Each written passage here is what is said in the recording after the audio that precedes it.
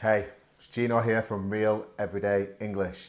In this week's lesson, I'm going to help you become a more confident and natural English speaker by explaining some of the main uses of the word do. Let's do this.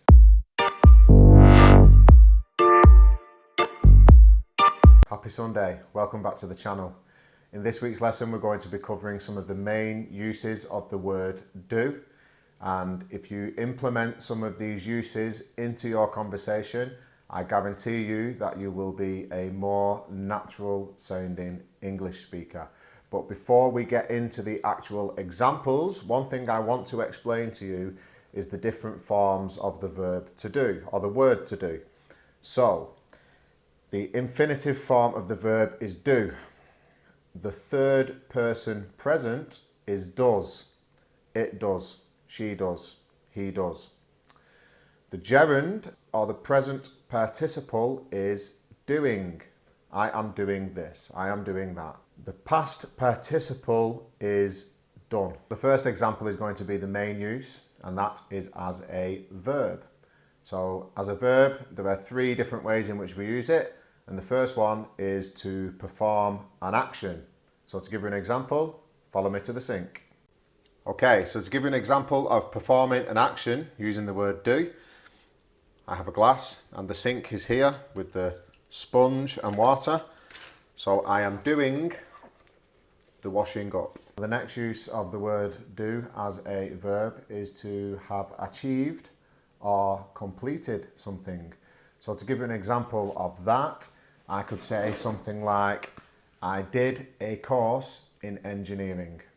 I did a course in engineering, and it means that I have completed it. It's done.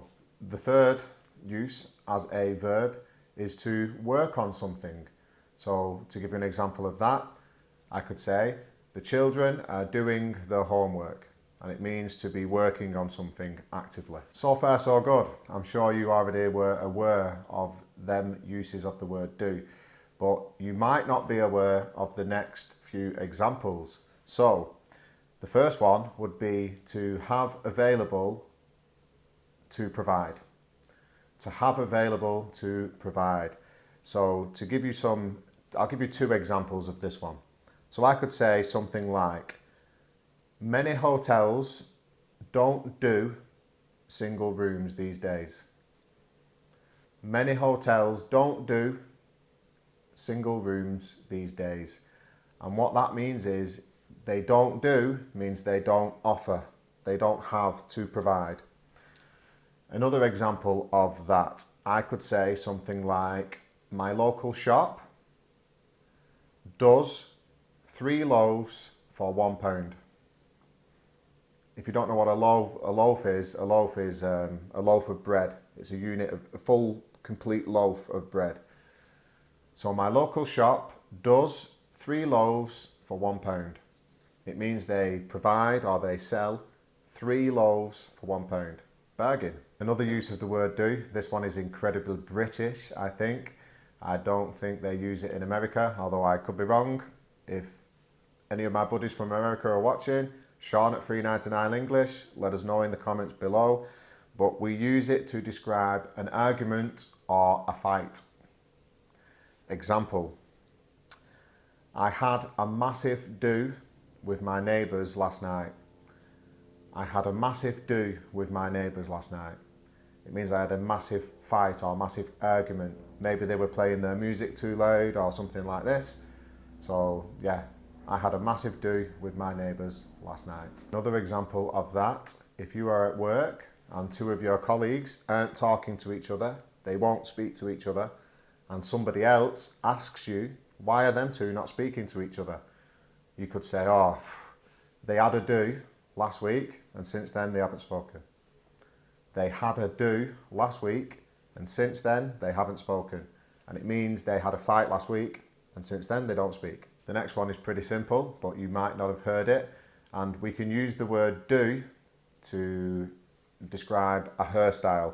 So instead of saying a hairstyle, you can say a hairdo.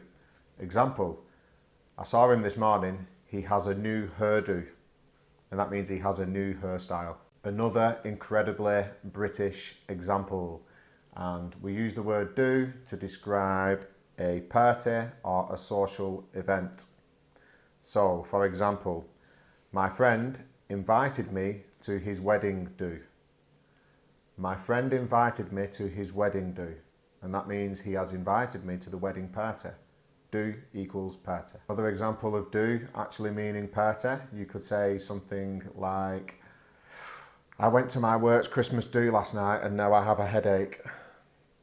So I went to my work's Christmas do. It means you went to the Christmas party. Another way we use the word do is to mean to be acceptable or suitable for something.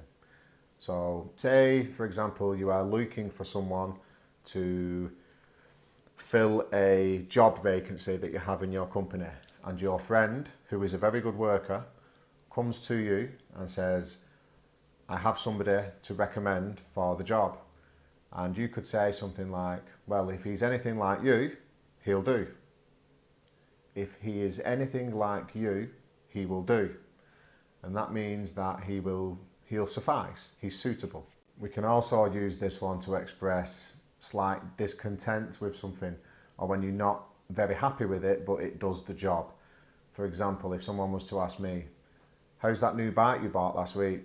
I could say something like, it'll do, it'll do. So it means I'm not overly impressed with it, but it does the job that I need it to do. Another incredibly British way of using the word do, and it is to give up concern for or to have finished with. To give up concern for or to have finished with. So for an example, I could say something like, after what she did last week, she must have done something bad. After what she did last week, I'm done with her. I'm done with her. It means that's it, I'm finished. I don't want anything more to do with her. And you can say, I'm done with him, I'm done with it, I'm done with that. I just need to sell my house and be done with it. And it means to wash it out of your hair, get rid of it. And the last one for this week, and this is another British use of the word do, and it means to swindle or to cheat, usually financially. Usually there's money involved. So for example, if my friend has bought a new car and he comes to show me the car and I ask him, how much did you pay for your car? He could say something like, oh, I paid £1,000. And I could look at the car and say, £1,000 for that? I think you've been done. I think you've been done. And it means you've been cheated, you've been robbed. Please don't forget to share this video far and wide. If you have any questions about any of the examples I've given, please feel free to ask me down below. Also, please do your best to write a sentence using one of these examples, and I'll correct if necessary. Till the next video, bye bye people, ciao.